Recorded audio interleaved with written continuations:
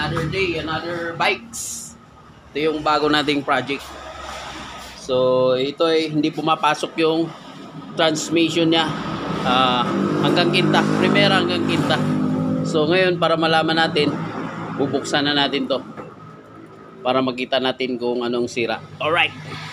Tanggal na, naklas na. Yan ang yan.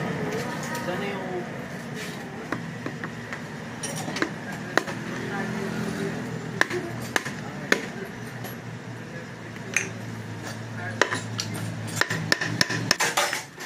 ito na. The final. Ayun. Bali nga. Yan yung sinabi ko kanina eh. Bali nga yung Sinabi ano ko mo. kay Lito. Siguro.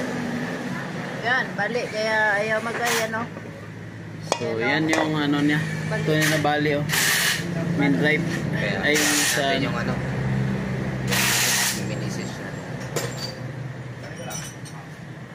Bali siya.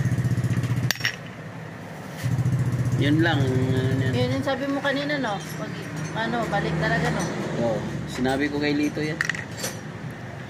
Alright, all goods. Ito, putol to kaya lahat hindi pumasok. Simula sa primera, segunda, tercera, kwarta, quinta. Wala. Dahil dito, nag-stable yung... Ayaw nilang... Ayaw! Sige na! Madagdagan yan dyan! Oh, sige, ugma. Nga. Plus 200. Plus 200. Ganda lang tol. Plus 200. Ito, goods to. Umiikot to, kaso lang ito, stable lang. Ito is sprocket. Bali siya. So, yan yung nangyari dyan.